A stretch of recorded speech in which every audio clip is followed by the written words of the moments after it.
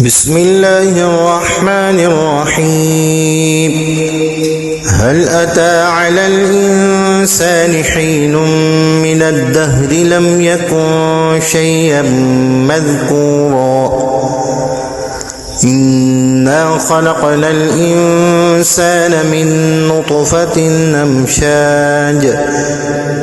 نبتليه فجعلناه سميعا بصيرا إنا هديناه السبيل إما شاكرا وإما كفورا إنا أعتدنا للكافرين سلاسل وأغلالا وسعيرا إن الأبرار يشربون من كأس كان مزاجها كافورا عينا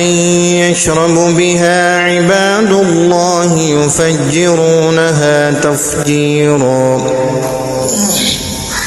يوفون بالنذر ويخافون يوما كان شره مستطيرا ويطعمون الطعام على حبه مسكينا ويتيما واسيرا إنما نطعمكم لوجه الله لا نريد منكم جزاء ولا شكورا إنا نخاف من ربنا يوما عبوسا قمطريرا فوقاهم الله شر ذلك اليوم ولقاهم نضرة وسرورا وجزاهم بما صبروا جنة وحريرا متكئين فيها على الأرائك لا يرون فيها شمسا ولا زمهريرا ودانية عليهم ظلالها وذللت قطوفها تذليلا ويطاف عليهم بآنية من فضة وأكواب كانت قوارير من فضة قدروها تقديرا ويسقون فيها كأسا كان مزاجها زنجبيلا عينا فيها تسمى سلسبيلا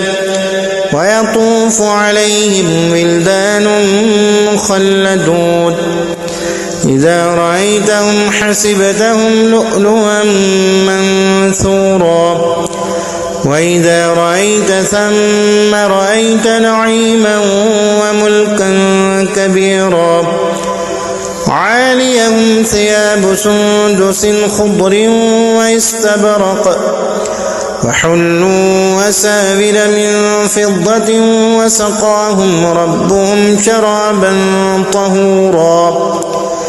إن هذا كان لكم جزاء وكان سعيكم مشكورا